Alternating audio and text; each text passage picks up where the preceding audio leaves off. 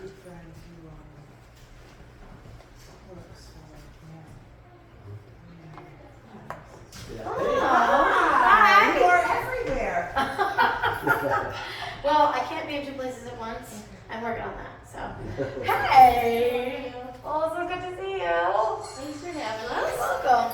Hi. Number 2, it's one of 8 structures here on campus that we're stewards of, and then we have 3 property spaces off-site. One of them is the railroad tower across from the post office here in Norwich, and the clock tower on the corner of above Live Event, and then also the Maple Sugar Shack, thanks to the Community Foundation. That's a collaboration we're doing with Ryder Center. So Joe's going to give you an overview of all the outside buildings. All right. So what Joe, you can see the outside.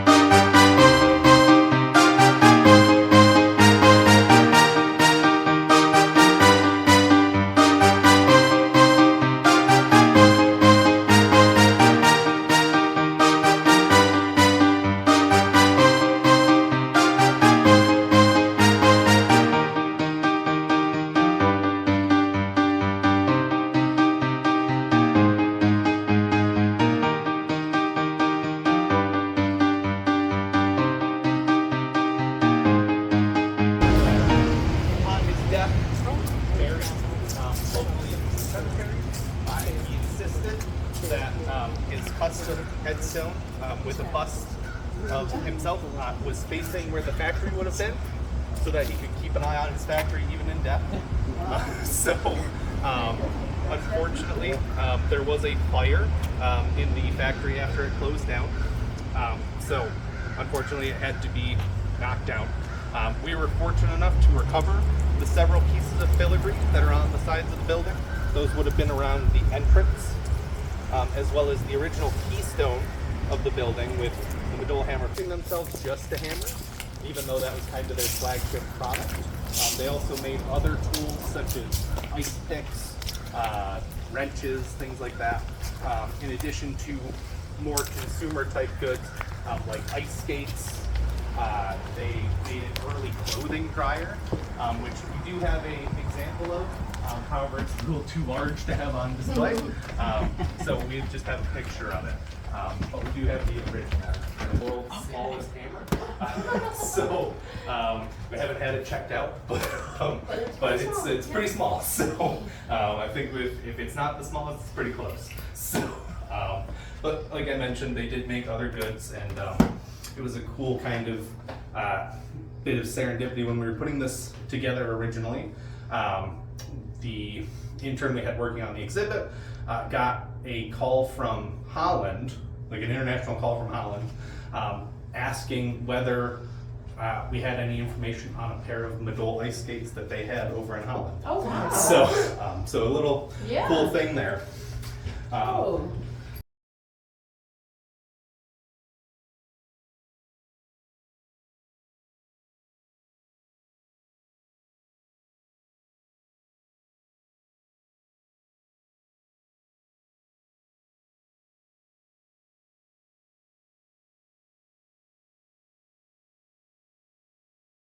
So this is the Loomis barn, built circa 1860, and then here board by board about 15 years ago. They decided that at the time it would be a good decision to have an example of a horse barn. So they were able to essentially take the whole barn apart and then reassemble it on campus. During that process, they did find out that some of the external pieces probably were not feasible to be put back on. So you'll notice that the walls are new, as well as the roof. However, when we get inside, you'll see that all the bones, so to speak, of the barn are original. So they're all the original support structure for the barn.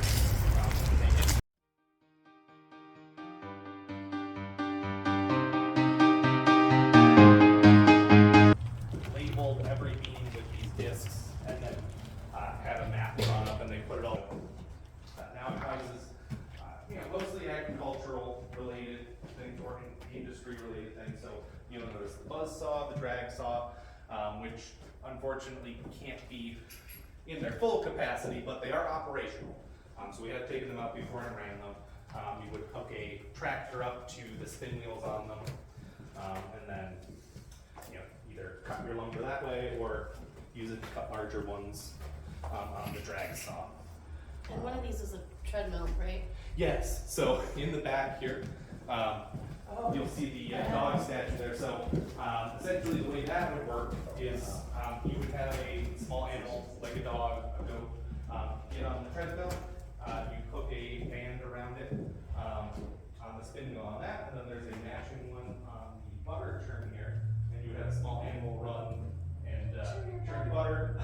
So Gotta earn your keep. yeah. And then along the That's just crazy.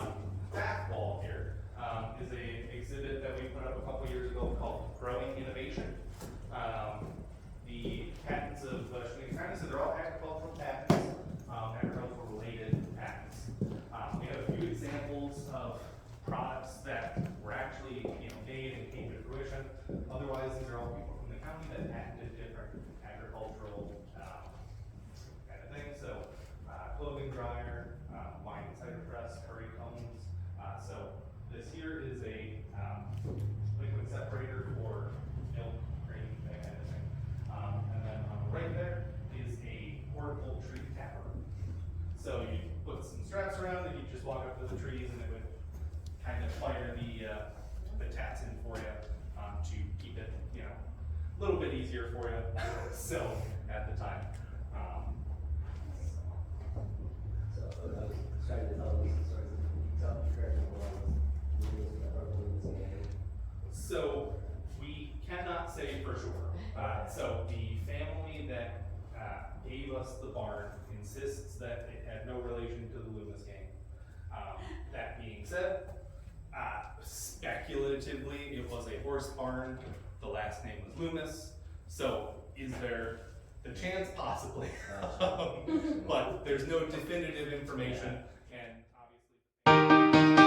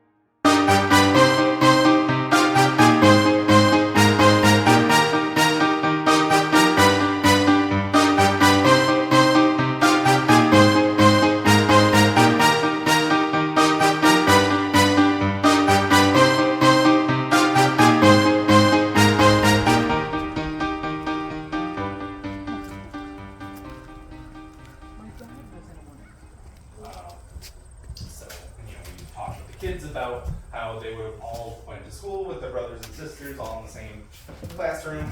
They would have been responsible for filling the water each day, keeping the fire stoked during the winter, and then obviously no plumbing in the building, so that's what the outhouse is next to the building, that they would have to go out and do that.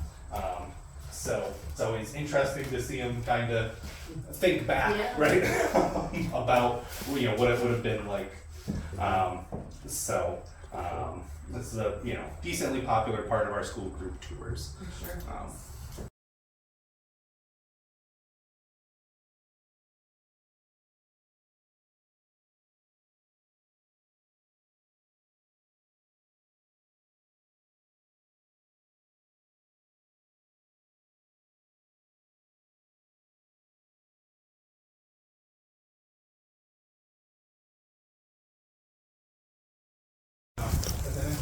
we have a 2/3 scale model of an original packet boat that would have been on the Chenango Canal. But it also doubled as a parade float. As a what? A parade float. So we used to take it out in parades to kind of show off the boat.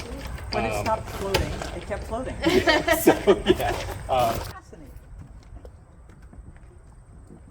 So do people make an appointment to come and see everything, or do they just drop in?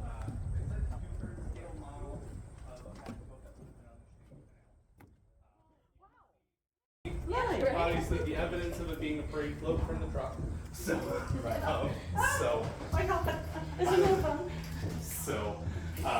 packet boats would have been used for moving people rather than product. So, would have brought people down the canal. There's a semi-famous painting in our collection that depicts the soldiers leaving from Norwich to fight in the Civil War on the Lily at the time. So, kind of cool bit of history there that would have transported folks for the Civil War. So as I mentioned, it was a parade float for quite some time. Obviously, over time, it became less and less.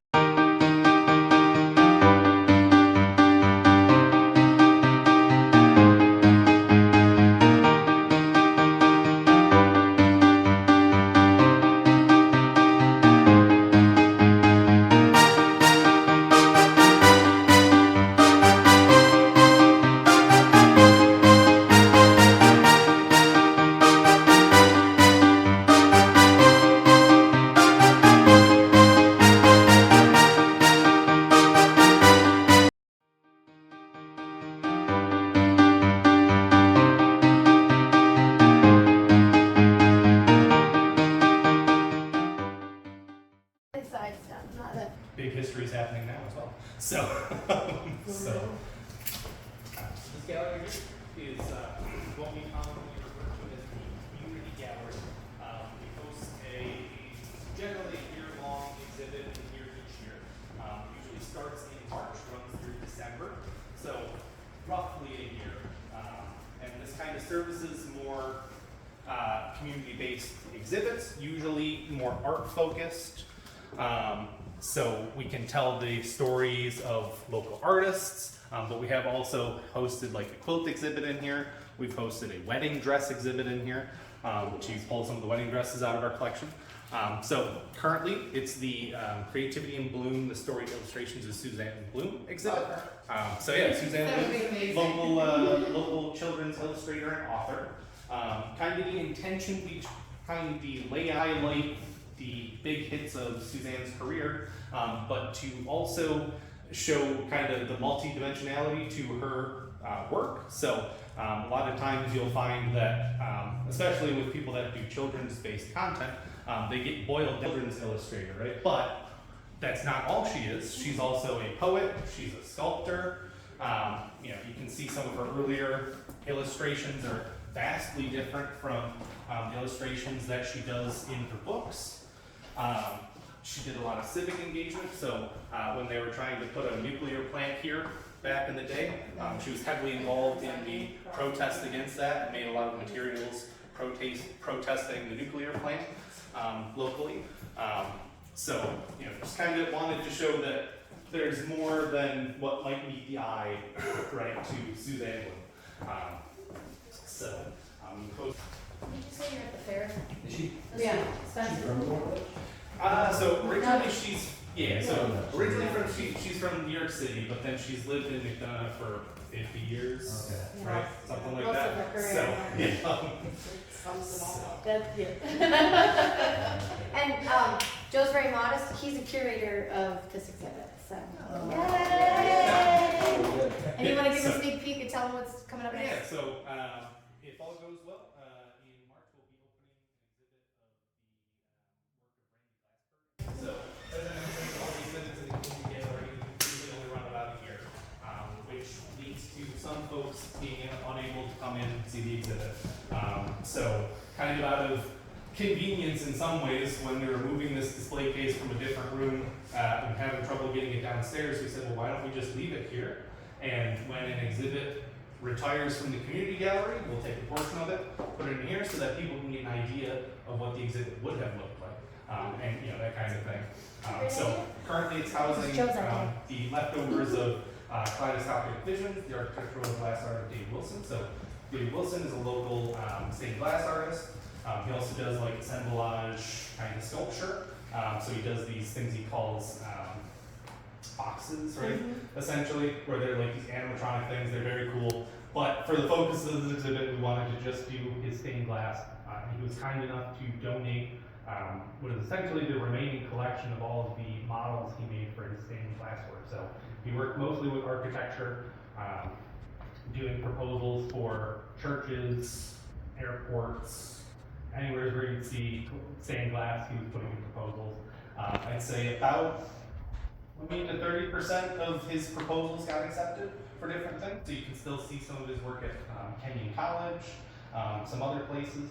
But in conjunction with those proposals, he has to make these models to show people what his vision is, right? So we had all of his models out. We had some big stained glass windows. So it was a very cool kind of exhibit to see the breadth of his career as well. So it's always nice to get an artist before they're gone, to put it bluntly, so that we can actually appreciate them.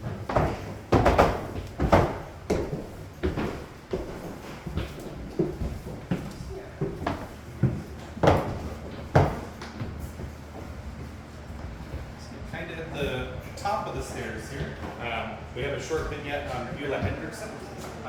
She was a local fiber artist, if you want to call it that. Her collection is comprised of about 300 dolls that she made over her career.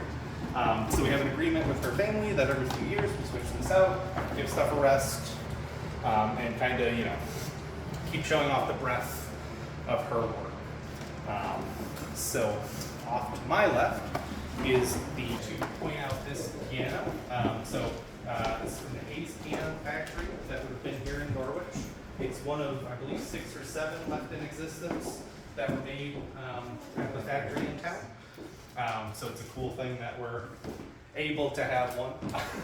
And it was shipped out on the Chenango Canal. So yeah, again, as I mentioned before, most of the local industry at the time was focused along the Chenango Canal. So Piano Street, or what used to be Piano Street, is where the piano factory is. Now known as Eaton Avenue. Yeah, which was named for the Eaton family, which helped found the Orange Pharmaceutical Company and several other industries. And here's where I saw the hair wreaths, because I was just at the New Berlin Library last week, and she has a few of them. She has a hair wreath as well. A few of them, yes. And I was like, I know I just saw these, and those are hair. She's like, what do you think it is? I'm like, it's hair, I know it. Exactly. Yeah. That's how you remembered your loved one. Yes. With a hair wreath. Ooh, you see that? Yeah, so that's it's a bit of a macabre kind of thing. But, Oh, yeah, that's so, what yeah. The dolls. It's the dolls. This is my children. I'm not gonna sell. Honest So to God, this how is is actually- everyone not haunted? This is Tompkins H. Madison, who was a real A-lister in the art world. He was a contemporary and also lived, and more than likely probably also studied with and collaborated with Henry Grant Plum as well. So Tompkins H. Madison kind of ran in that same, like Thomas Cole, all that Hudson River Valley School era. And Tompkins H. Madison is a little bit more well known than Henry Grant Plum, but we're going to work on that too. So, but a lot of behind the scenes stuff, we have been repatriating a lot of objects back to the Haudenosaunee to make sure that we're doing right. And as I said, we'd like to possibly make this a larger exhibit again as capacity allows.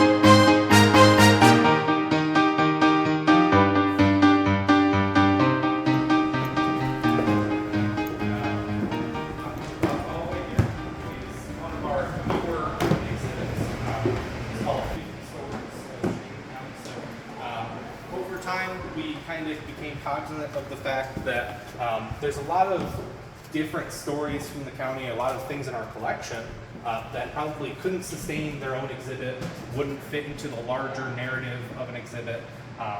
So given that, we developed this exhibit keeping that in mind, that the whole theme of this exhibit is to tell as many disparate stories as possible, right? To get all those little hits of history. So it's 50 different people, places, or things from around the county. Each vignette is about 50 words each. And it kind of tells, we've represented all 21 towns. It kind of tells those little hits of history that maybe couldn't sustain their own exhibit, but are still important stories to me. And do you curate all the exhibitions? For the most part, yeah. to varying degrees. So this exhibit in particular, we update about 30% of it every 2 years or so. Oh, wow. And so this exhibit was up in the hallway for 2 years, Mm-hmm. and it was called Roots and Roadblocks, and all about mobility and the challenges that people of color faced. We curated it with the Cooperstown Graduate Program and Gretchen Soren, who is the author of Driving While Black, and she was also the documentarian of the movie of the same name on PBS. And so we had it up for a couple of years, and it's resting now because we had a lot of artifacts out as well. So we try to rotate every couple of years. But there he is, and there's his. This is him to the left. Can't read upside down. That's it. Oh, in the middle. In the middle.